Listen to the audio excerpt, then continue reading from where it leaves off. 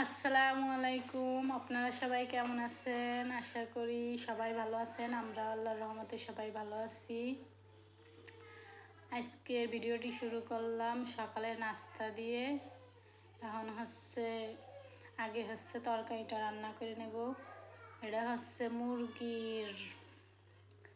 মুরগির চামড়া, ঠ্যাং, ডেনা, কলিজা এগুলোই রান্না করব।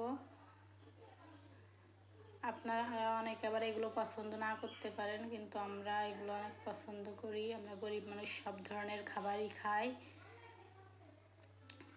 প্রথমে পেঁয়াজ বাটা, রসুন বাটা, আদা বাটা দিয়ে দিলাম। এবার শুকনো মশলা দিয়ে দিচ্ছি। এটা জিরার গুঁড়া দিয়ে দিলাম পরিমাণ মতো।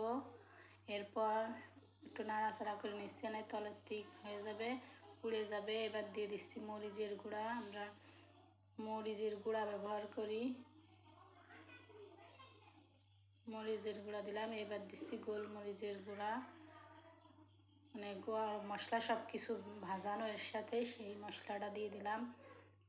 এবার হলুদের গুঁড়া দিয়ে দিচ্ছি।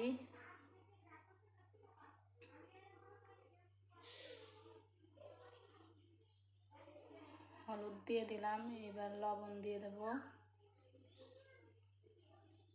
এবার নাড়াচাড়া দিয়ে মিশিয়ে নিচ্ছি।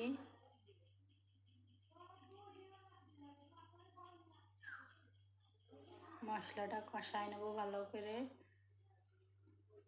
মশলাটা কষায় নিতে একটু সময় লাগবে। মশলা যত কষানো হবে তরকারিটা ততই মজা হবে। মশলাটা কষানো হয়ে গেছে। এবার ধুয়ে পরিষ্কার করে রাখছি এগুলো দিয়ে দিলাম। মুরগির ঠ্যাং, ডানা, চামড়া এগুলো। আমাদের কথায় কোনো ভুল ত্রুটি হলে মাফ করে দিয়েন। আর আমরা কোনো রান্না আপনাদের শিখাই না। আবার অনেকে বলতে পারেন এইভাবে কেউ রান্না করে। আমরা যেভাবে করি সেটাই আপনাদের সাথে শেয়ার করি।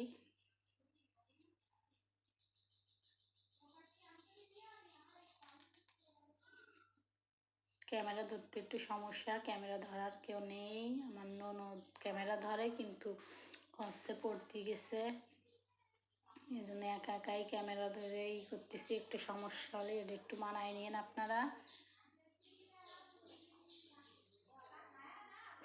সুন্দর করে কষায় নেব। কালারটা দেখছেন সেই সুন্দর হয়েছে। এবার আটা সেদ্ধ করে রাখছি, আটাটা মেখে নেব। আটাটা একটু নরম করেই করছি, তাহলে রুটিটা একটু নরম হবে না।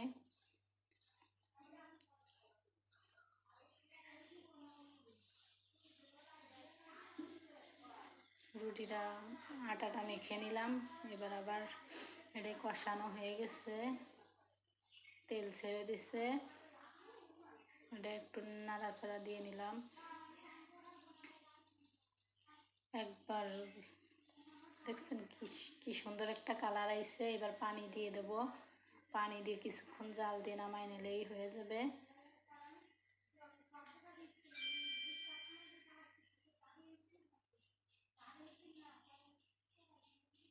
এবার রুটিটা বেলে নিচ্ছি।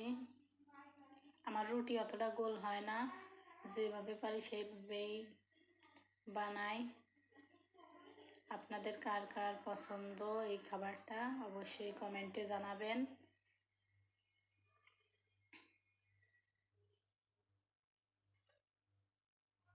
এবার তরকারিটা হওয়ার পথে এখন জিরের গুঁড়ো, একটু গরম মশলার গুঁড়ো দিয়ে তারপর নামাই নেব তরকারিটা।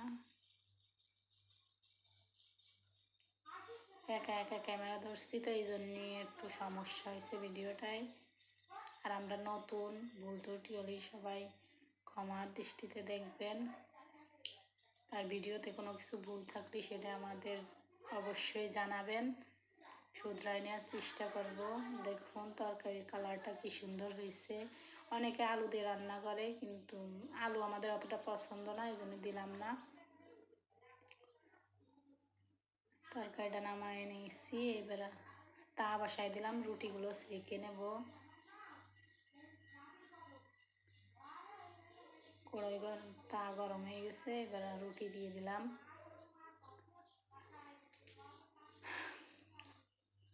আমার রুটি অতটা ফোলে না, কিন্তু আমার মা রুটি বানালো অনেক, মা যদি রুটি বানায় রুটিগুলো অনেক ফুলে ওঠে এবং গোল গোল হয়, কিন্তু আমারটা তো গোল হয় না।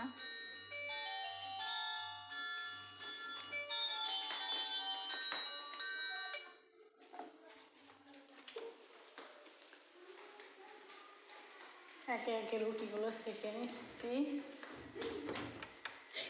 হ্যালো, দুই একটা রুটি একটু একটু ফুলতিছে, কিন্তু রুটিগুলো খুব নরম হবে, খেতে খুব ভালো লাগবে। আটাটা সেদ্ধ করে নিচ্ছি তো, এই জন্য রুটিটা অনেক সুন্দরভাবে হয়েছে। রুটিটা খুব সুন্দরভাবে হয়েছে, খুব সুন্দর হচ্ছে। মেয়ে মসজিদে আসার সময় হয়ে যাচ্ছে, এদিকে আমার রান্নাবান্না শেষ। মেয়ে খাওয়া দাওয়া করে পরে মেয়ে যাবে স্কুলে। মেয়ে আসার আগে আমার নাস্তাটা রেডি হয়ে যাচ্ছে। এই যে আমার মেয়ে চলে এসেছে মসজিদে, আর ওটা হচ্ছে চাচাতো বোন। এসেই আমাকে সালাম দেয় প্রতিদিন মসজিদে এসেই। আমার মেয়েটার জন্য সবাই দোয়া করবেন, আমার মেয়েটা যেন সুস্থ থাকতে পারে, ভালোভাবে লেখাপড়া করতে পারে।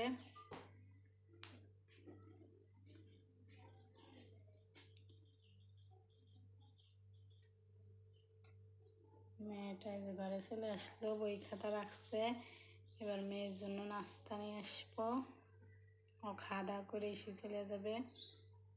দেখুন তরকারির কালারটা কি সুন্দর হয়েছে।